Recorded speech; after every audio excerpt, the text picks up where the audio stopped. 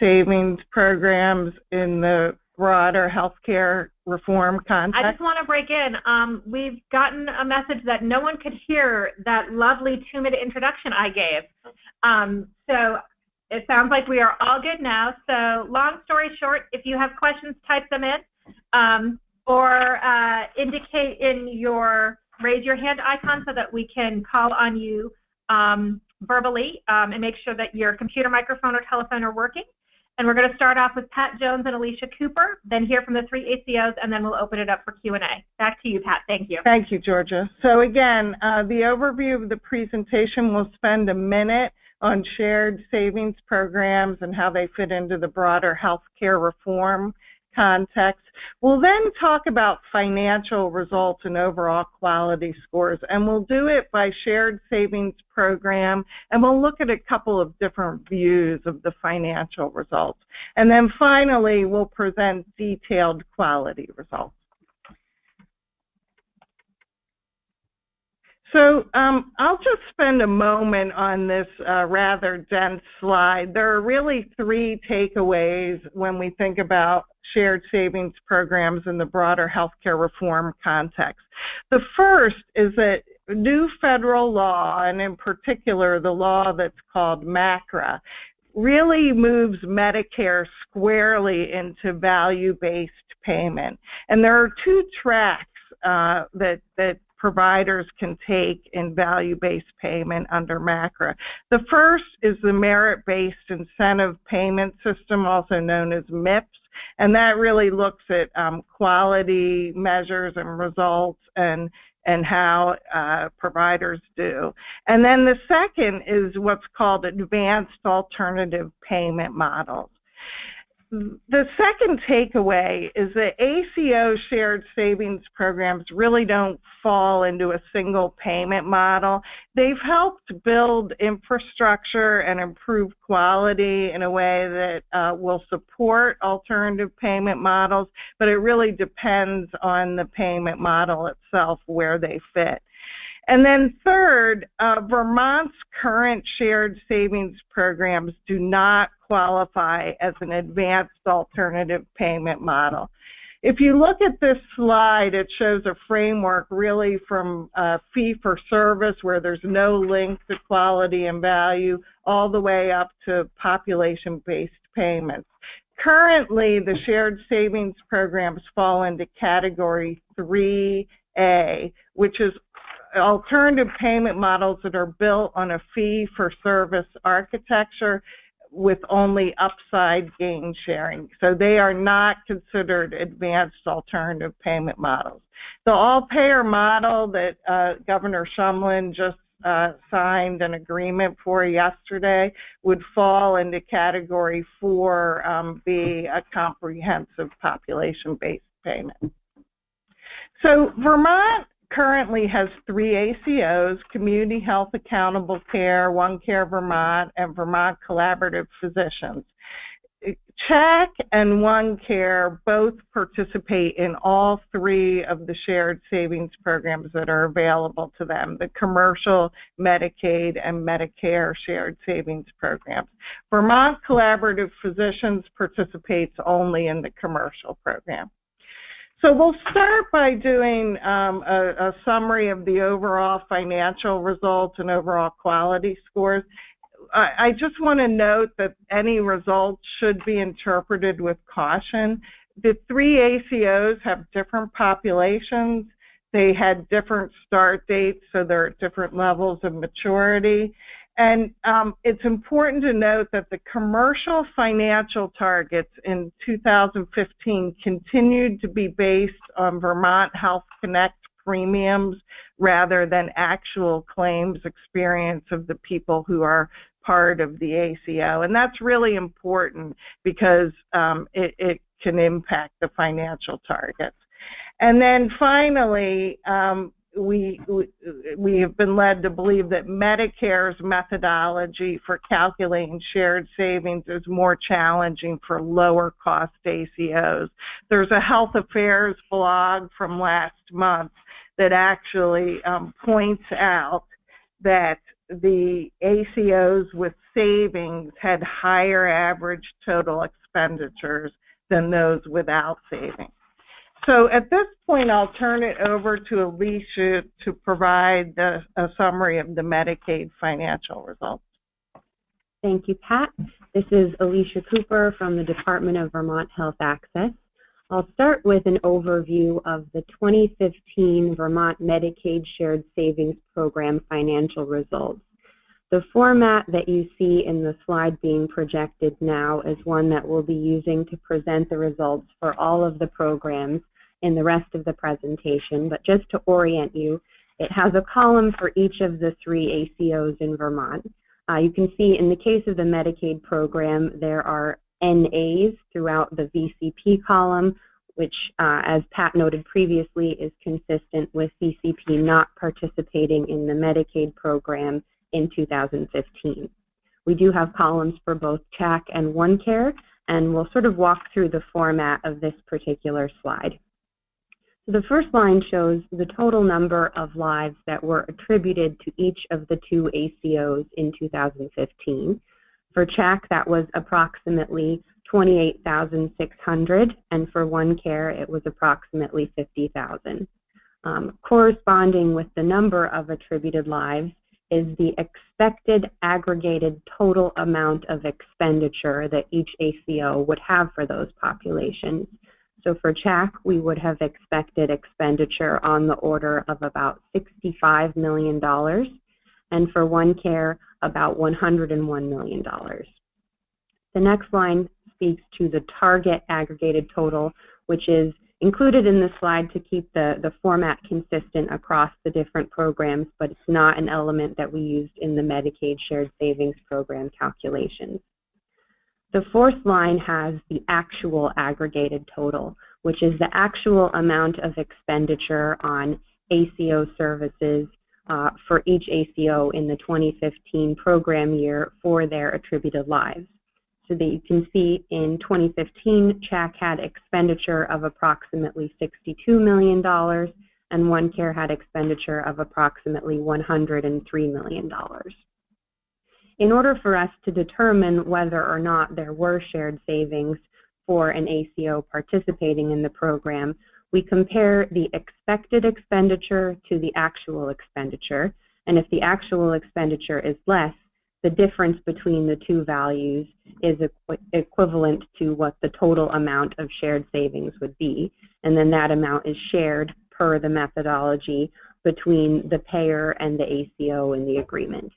So in the case of CHAC, you can see that the shared savings aggregated total was about $2.4 million. And in the case of OneCare, their actual expenditure was about $1 million greater than what was expected. As a result, we have shared savings total earned for CHAC about $2.4 million and no savings earned for OneCare in the 2015 performance year. In order to determine the share of the savings that the ACO is eligible for, there are a few different steps that we go through in our Medicaid Shared Savings Program methodology. The first relates to something included in our contracts that we call the 2-tiered minimum savings rate. If an ACO participating in the program has savings between 2 and 5% relative to what was expected, they're eligible for a 25%, 75% split with Medicaid. And if they have savings greater than 5%, they're eligible for a 50-50 split. In this case, CHAC had savings in that first tier, so they were eligible for 25% of the total $2.4 million saved. The next step in the calculation is to apply the quality score and the gate and ladder methodology. You can see in the third row from the bottom, we have the quality score for CHAC of 57% of total possible points. This corresponds with 75% savings eligibility. So essentially, we're taking 75% of 25% of 2.4 million, and that gets us to that bottom line of achieved savings for CHAC of about $450,000. On the OneCare side, while there were not savings earned in the 2015 performance year, you can see that we do have a quality score reported of 73% of total possible points earned, which correlates to a 95% of savings had OneCare earned savings. This next slide breaks down the same information according to per member per month expenditure. And in the first row, we have actual member months in each year rather than the total number of attributed lives. I won't spend a great deal of time going through the numbers on this slide because the calculation is the same, but the per member per month information is there for your reference. And on this slide, we really have just a comparison, sort of distilling some of those high-level numbers, looking at the 2014 performance year, which was the first year of the Medicaid Shared Savings Program, and the 2015 performance year, the second year. We have a comparison of the actual expenditures in the first two columns. So you can see that actual expenditure actually went down for CHAC from 2014 to 2015, and for OneCare, it went up a bit. You can also see in the last two columns in particular some movement of about 10 percentage points on the quality scores for both of the ACOs, which is really quite notable. So now we'll look at the commercial aggregated results, again using the same format as for the Medicaid results. So the total lives for CHAC in the commercial shared savings program, a bit over 10,000, for OneCare, a bit over 27,000, and for VCP, a bit over 10,000. We again show the expected aggregate total. There's a target aggregate total here as well, and that really is reflective of the same type of two-tiered savings process that Medicaid uses as well. And then there are the actual aggregate totals, again, the actual expenditures for people who were attributed to the ACOs. In the case of the commercial shared savings program, the actual aggregate total exceeded the expected aggregate total. And so you see that the shared savings are, there were no shared savings. In fact, CHAC was about 1.5 million over the expected, OneCare about 3.8 million, and VCP about 3.6 million. Again, I'll note that those targets, the expected and target totals, were based on premiums rather than actual experience, and that definitely presented a challenge for the ACOs.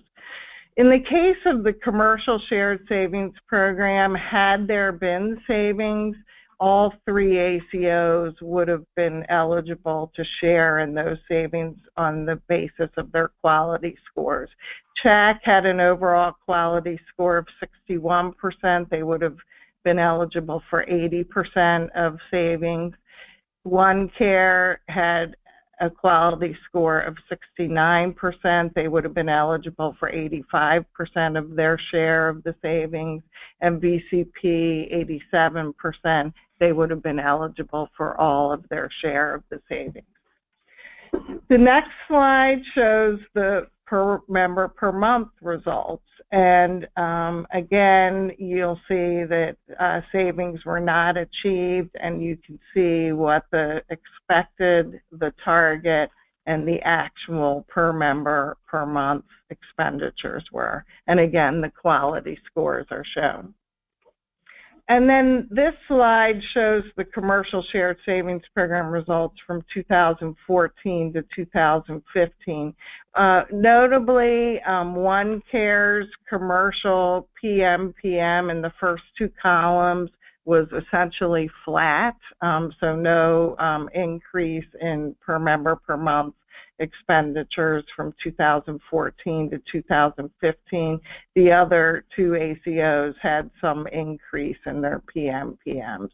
If you look at the next two columns that show the difference from target, you can see that in 2015, the difference from the target is actually lower for CHAC and OneCare than in 2014. So that means that they moved closer to that target. VCP's PMPM difference actually increased from 2014 to 2015. And then just looking at the last two columns, the quality scores, you can see that CHAC increased from an overall quality score of 56% to 61%. OneCare increased from 67 to 69%, and VCP had a slight decline from 89 to 87%. But I will note their overall high quality score for VCP. The Medicare results for 2015 are again shown in a similar format. For CHAC, there were total lives of 6,600 attributed to the Medicare ACO. For OneCare, almost 56,000. The expected aggregated totals are shown, and then the actual aggregated totals. Similar to the commercial results, in the case of Medicare, the actuals exceeded the expected, so there were not savings for CHAC or for OneCare. CHAC was above the target by about $4 million, and OneCare, which had obviously quite a lot more lives, almost 27 million. And then the quality scores are shown below as well. 97.19% was the overall quality score for CHAC and 96% for OneCare. The next slide has a similar look from 2014 to 2015 for the Medicare Shared Savings Program. In the aggregate from 2014 plus 2015, CHAC lost just over $3 billion. They actually had saved a little bit of savings, not enough to earn savings, but some savings in 2014. OneCare about $31 million, and VCP almost $3 million. The quality scores increased for OneCare. In 2014, they had an 89% quality score, and in 2015, 96%. CHAC was reporting only in 2014, and VCP only participated in 2014. And then finally, this slide for Medicare shows a look at the results by savings as a percentage of the total benchmark, or the total expected or target amount. And this was actually a request from Sue Aronoff to present the information this way, and it's quite illustrative. It shows that in fact the ACOs move farther away from that Medicare target. CHAC again in 2014 had some modest savings and had not savings in 2015, and OneCare similar from 2013 to 14 and then 15, and VCP for the 2 years that they participate as well. And again, the quality scores are shown there. So takeaways from the 2015 financial and overall quality results. For the Medicaid Shared Savings Program, CHAC earned modest savings in 2015, and their PMPM actually declined from 2014 to 2015. OneCare's PMPM results moved farther away from the Medicaid targets. They actually had savings in 2014. And the overall quality scores improved by 11 percentage points for CHAC and 10 percentage points for OneCare. For the commercial shared savings program, CHAC and OneCare's PMPM results were closer to the target. There was no change in OneCare's PMPM from 2014 to 2015, and VCP's PMPM was farther away from the target. The targets are still based on premiums. Again, that's a challenge. The overall quality scores improved by 5 percentage points for CHAC and 2 percentage points for OneCare. VCP's overall quality score declined by 2 percentage points, but I want to note that that high level of quality that VCP demonstrated would have qualified them for 100% of the savings had there been any. And then for Medicare, CHAC and OneCare's aggregate financial results were farther away from the targets. The quality scores improved by 7 percentage points for OneCare. 2015 was the first year that a quality score was reported for CHAC, but they both had quality scores greater than 90%. We now want to spend some time on the quality results and go into some detail on those. So just as an overview, the Medicaid and commercial measure sets were mostly stable between 2014 and 2015. One thing that we did see was that 3 outcome measures were added to the payment measure set in 2015. Multiple years of data for commercial shared savings program members actually allowed us to have adequate denominators for almost all of the measures. People who listened last year may recall that many of our measures in the payment set, we simply didn't have adequate denominators because we didn't have historical claims data for those attributed members. The Medicaid quality gate became substantially more rigorous in 2015. ACOs had been required in year 1 to achieve at least 35% of the quality points in order to share in any savings. In 2015, that was bumped up to 55%. So substantial increase there. And then just a note that data collection and analysis is challenging, but we've seen really great collaboration among the ACOs in clinical data collection.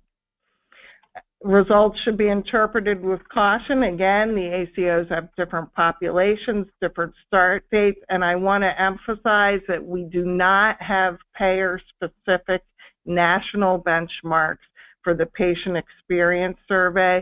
So we're comparing combined commercial and Medicaid results to national benchmarks that include all payers, including Medicare. So it's not a great comparison, just keep that in mind.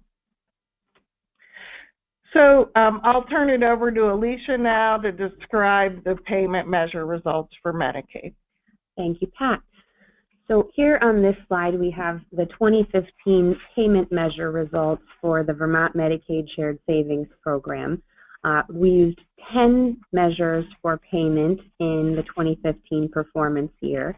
And while I won't go through each of the measure results in detail at this time, all of the information is included here for your reference, and we'll spend a minute kind of orienting you to how the information is presented. There's a column each for CHAC and for OneCare, and in each cell there are 3 elements of information. The first is the rate that the ACO achieved in 2015. The second piece of information is where that performance was relative to national benchmarks. And then the third is how many points were associated with that level of performance. So, for example, in adolescent well-care visits, CHAC had performance of 40% approximately. That was below the national 25th percentile, which would be associated with 0 points in the scoring methodology. But on blood pressure control, their performance was 67%, which is above the national 75th percentile, and that would be associated with 3 points. There are a few places in this slide that are marked with a double asterisk in the percentile section, and that indicates that there was no national Medicaid benchmark available for us to compare ACO performance to. As an alternative, we looked at change over time on performance on these measures. So we were comparing performance in the 2015 year to performance in the 2014 year to see if there had been any statistically significant change.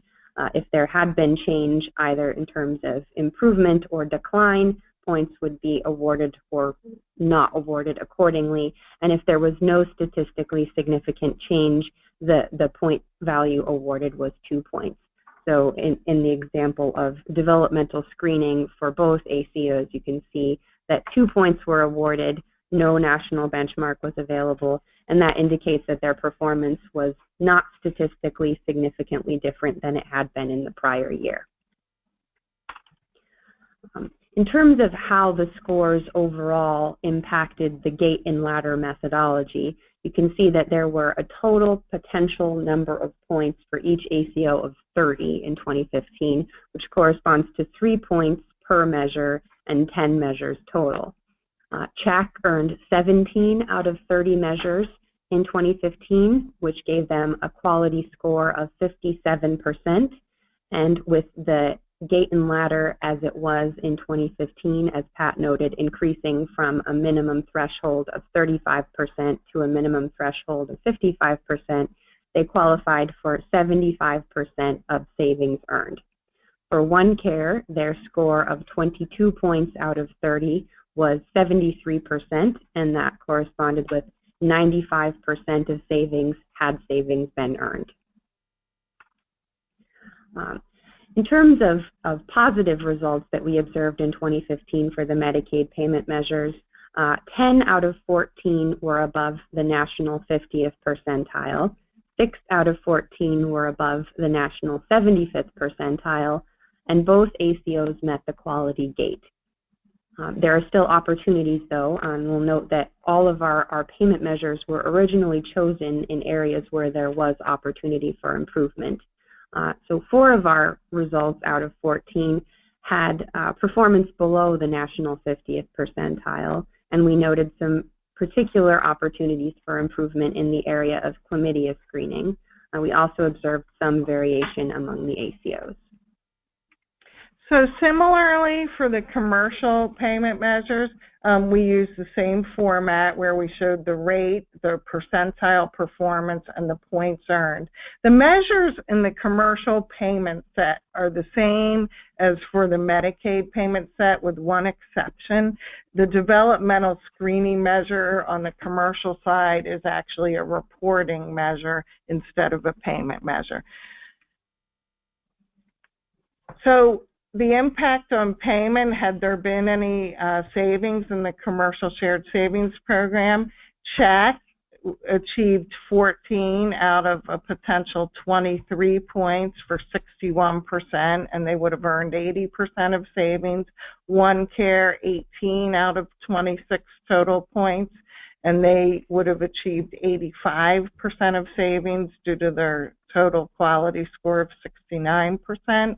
And BCP, 20 out of 23 potential points, 87% of the total quality points, they would have earned 100% of the savings. The strengths and opportunities in the commercial shared savings program. 16 of the 22 ACO results for measures that had benchmarks were above the national 50th percentile, and 15 of 22 were above the 75th percentile. So a strong showing on the payment measures. The opportunities for improvement, 6 of 22 results were for measures with benchmarks were below the 50th percentile. There was an opportunity to improve the initiation and engagement of alcohol and other drug dependence treatment across all 3 of the ACOs. Even when performance compared to benchmarks was good, again, there's still some potential to improve rates, and we saw variation among ACOs. This slide shows the results for the Medicaid reporting measures in 2015.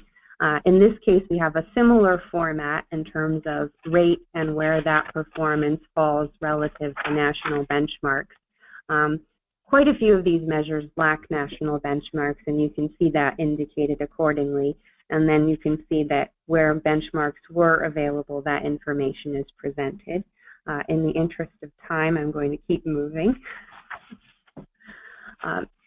4 out of the 6 ACO results with national benchmarks were above the national 50th percentile, and 2 out of 6 were above the 75th percentile, and 1 out of 6 was above the 90th percentile. Even though these are very positive, there were still quite a few measures that don't have national benchmarks, which makes it difficult to make broad statements about performance overall on the reporting measures relative to those benchmarks. Again, we saw some variation among the ACOs. And similarly for commercial, we show the results of the reporting measures as well. Again, it's the same measures that were present in the Medicaid shared savings program, with the exception, as I noted before, the developmental screening is included in the reporting set.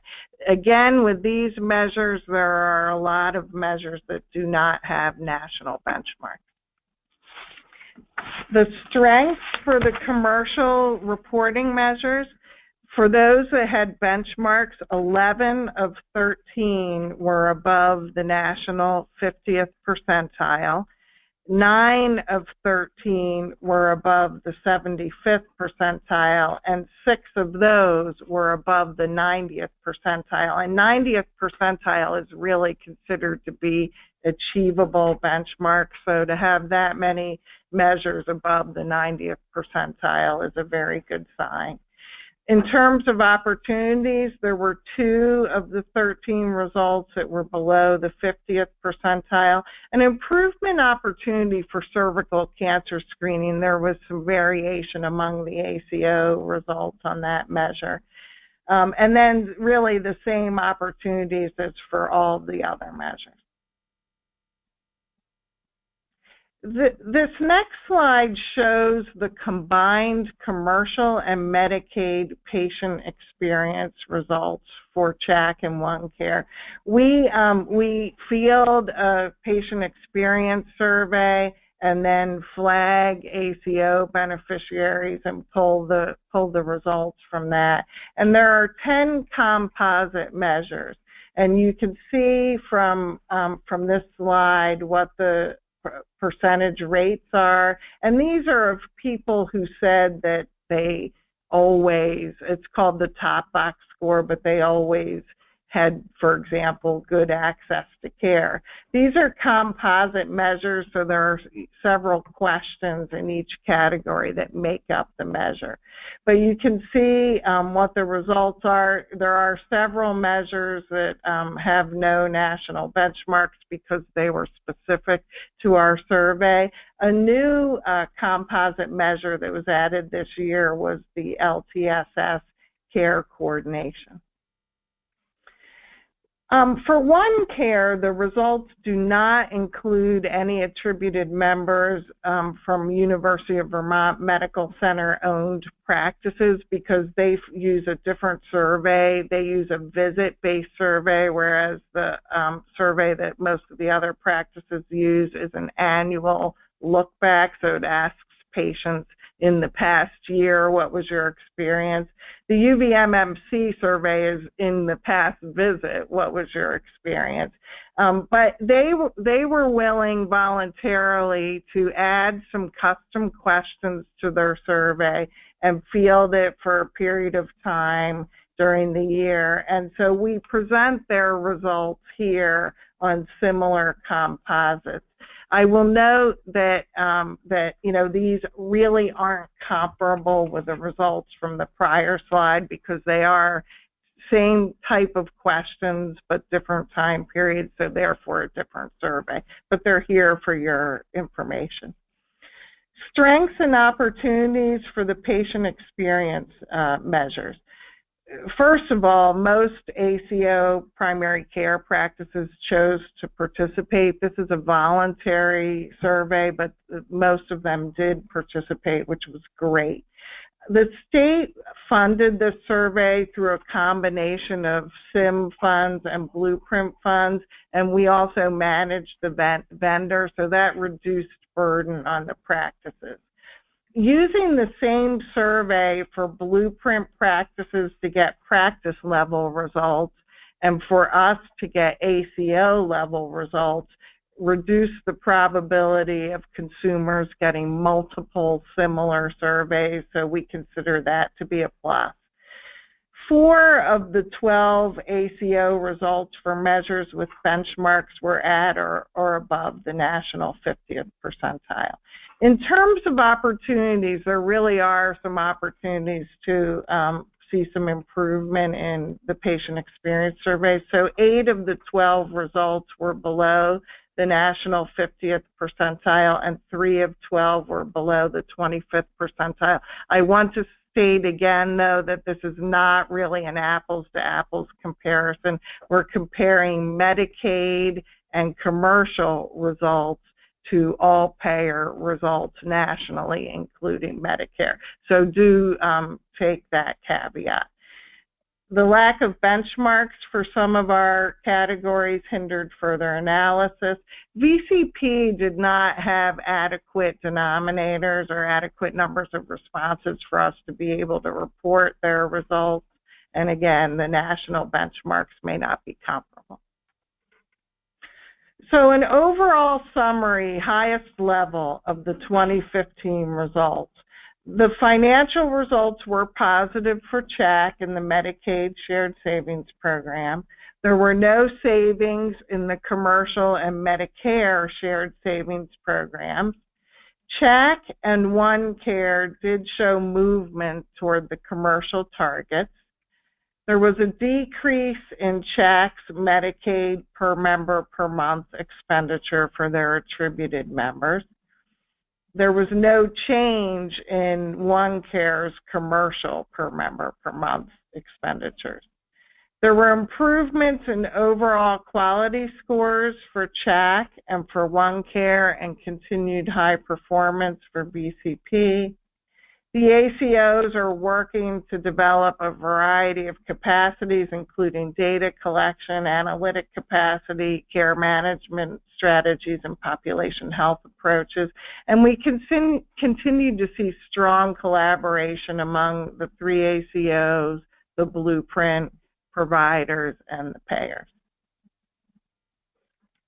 So, in the interest of time and ensuring that we've got enough time for discussion at the end of the webinar period, I'm going to just note for folks that there are a handful of slides that have been tacked on to the presentation that relate to some additional analyses of the Medicaid Shared Savings Program results. These highlight differences in certain population segments and looking at utilization and expenditure across various categories of service. I hope participants will be able to take a look at these slides at their convenience, and to feel free to reach out to me if they have any additional questions or would like to discuss further.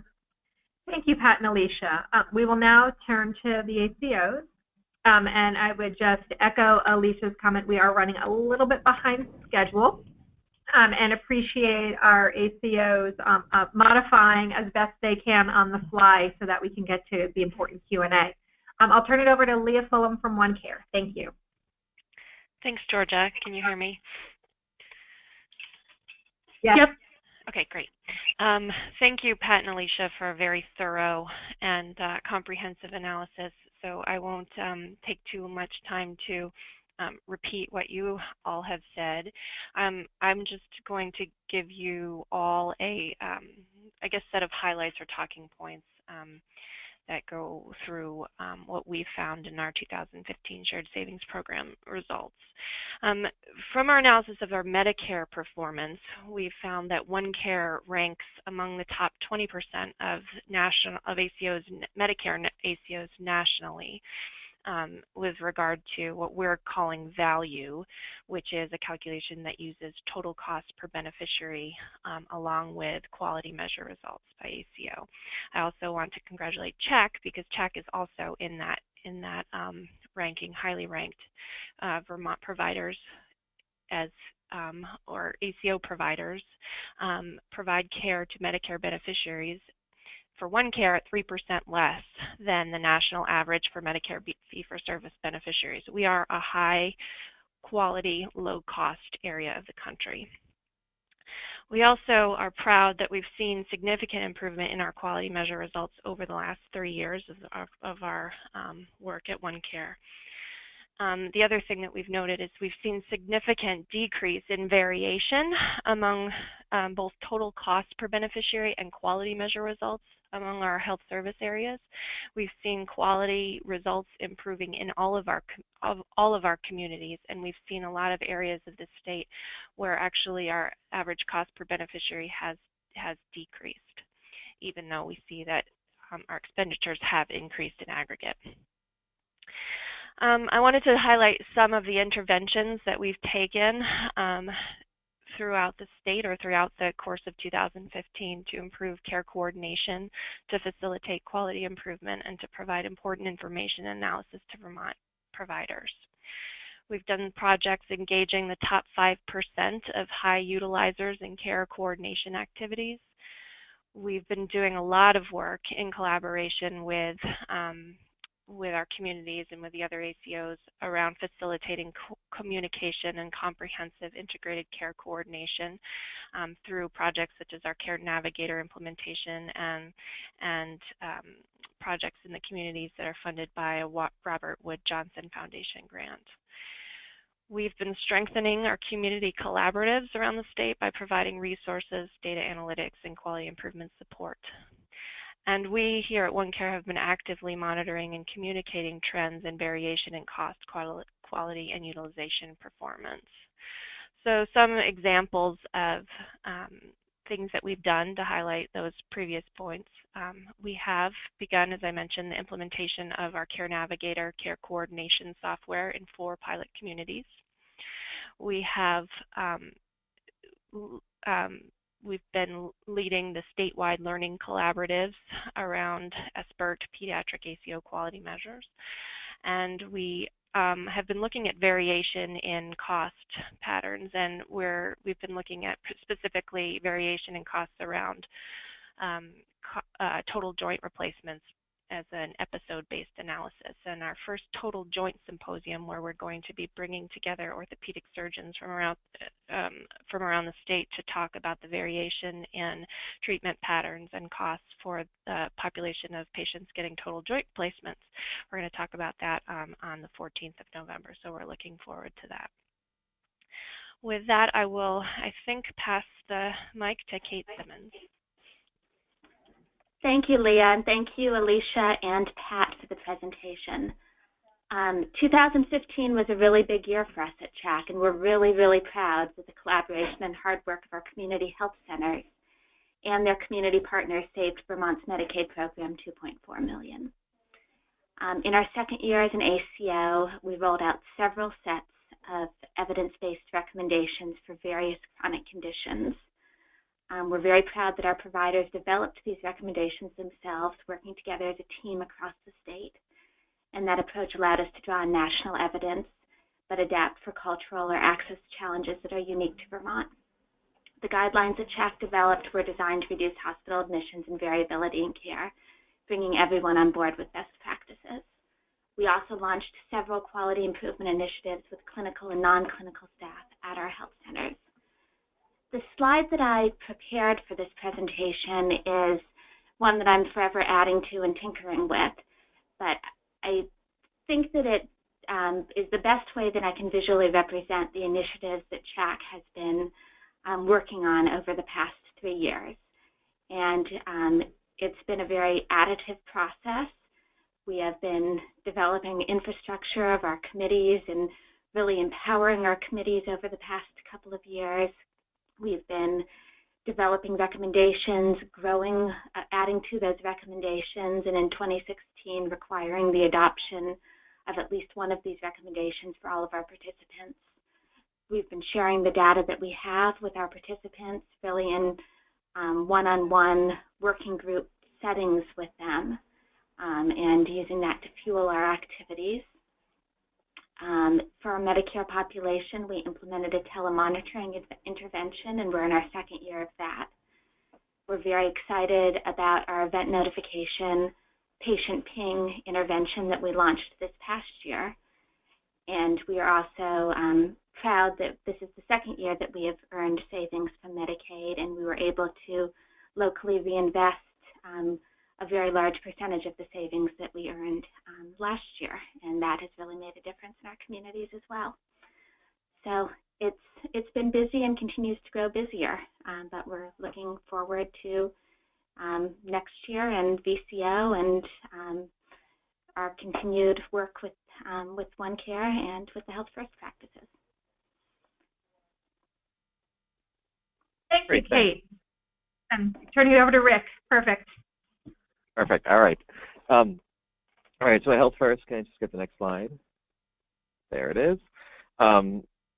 So what we demonstrated for the first time that I don't think we ever had data on was that the independent practices, which is who Health First represents, provide very high quality care, as you saw in the quality measures there, at lower cost across the board. We did targeted practice interventions because we have independent practices who like to stay independent for a reason.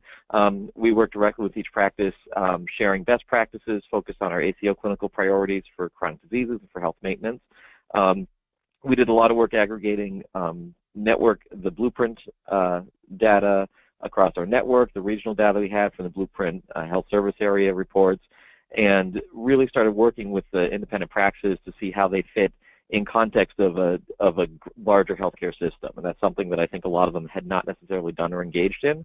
And so over the last couple of years, we've been able to really work with them to see that what they did had an impact on both the health service area and the state as a whole.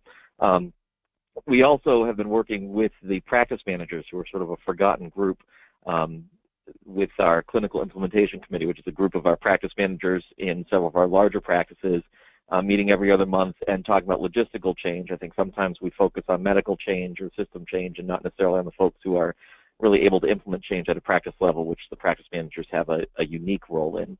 And I think the one very large benefit over the last few years of the demonstration has just been the ACO collaboration between all three ACOs when it came to quality measure collection, which I think has sort of helped make us ready for a unified approach to quality measurement as we move forward.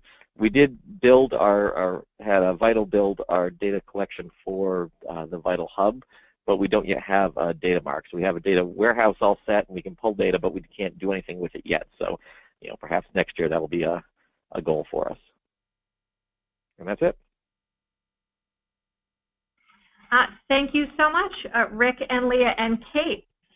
We will now take questions from participants. As a reminder, you can submit questions by typing into the questions pane of your webinar control panel or by clicking the raise your hand icon so staff can unmute you and you can ask your question aloud. We will do our best to take questions in the order in which they were received.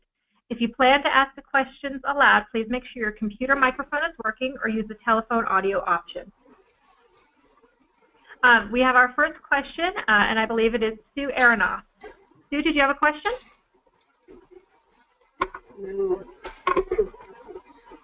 Hopefully you're unmuted.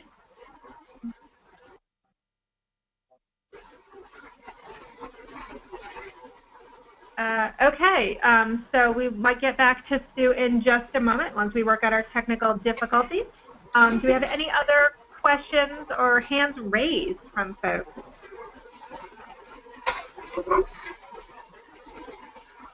I'm going to try again to see if Sue Aronoff is available, as we don't have any other questions in the queue in the moment.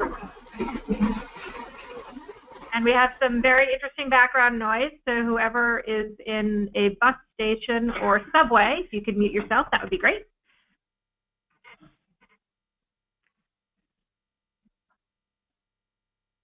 Okay, just looking over to see if we have, I'll give you one last chance for questions, otherwise give you about 7 minutes back to the rest of your day. All right, so I want to thank you all for attending today's webinar. Special thanks to Pat, Alicia, Leah, Kate, and Rick for speaking with us. And also, I omitted this in the introduction, but special thanks to Sarah Kinsler, Chrissy Geiler, and Julie Corwin for all of their support on logistics this afternoon. Once you leave today's webinar, you will receive a survey on the presentation. We would appreciate it if you could provide your feedback there. And then we did just get a late-breaking question And so I think the question is, how will this interface with the APM? So I will kick off the answer and then look to Pat and Alicia. So I think one of the dynamics we have is, as part of this webinar, we discussed results from the 2015 Shared Savings Program year. As folks know, we are moving towards an all-payer model as of yesterday afternoon. That begins with year 0 in 2017, and then the first performance year in 2018. And so to the best of my understanding, the great information provided today will be used in part to help inform some of the implementation and other work that we're doing. And then I'm going to turn it over to Pat and Alicia if they have anything to add to my summary explanation of how this will interface with the APM.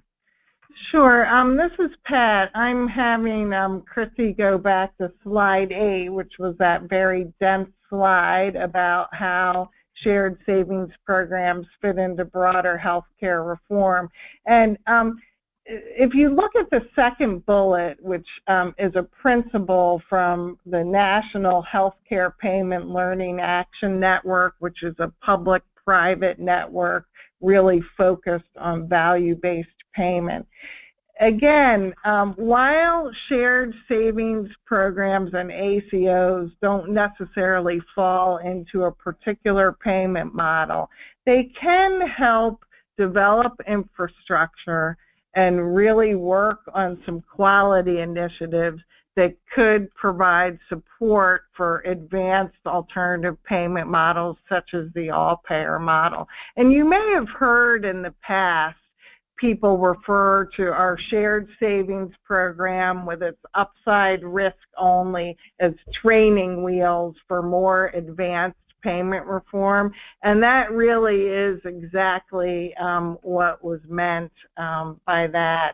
And so our hope is that the work that has been achieved so far, the lessons learned, and the focus on quality as well as cost will put us in a decent position to take on something as ambitious as the all-payer model.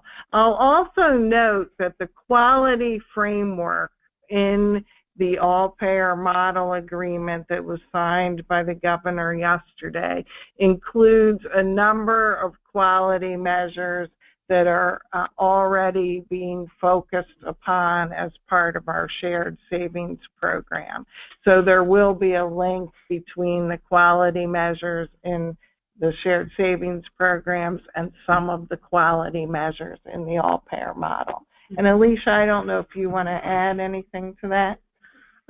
Not much. I think I would echo a lot of what Georgia and Pat have said already, and just note that at this time, the Department of Vermont Health Access is in the process of negotiating a contract with an ACO for a risk-bearing arrangement and all-inclusive population-based payments, which really would be a significant step away from the fee-for-service methodology that our shared savings programs were rooted in.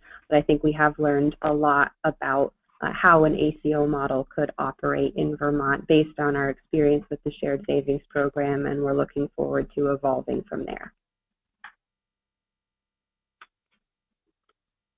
Thank you, Pat and Alicia.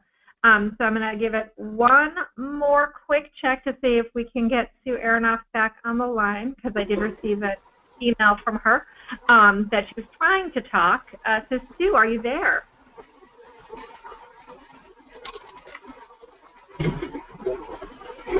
All right. So with apologies for our remarkable technical difficulties this afternoon, both at the beginning and conclusion of our meeting. Thank you all so much. We would appreciate your feedback.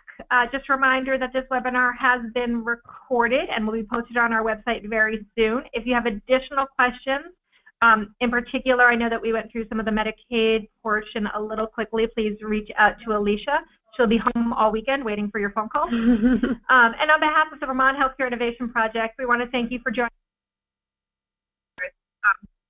And we hope you have a great rest of your day. Thank you so much. Thank you all.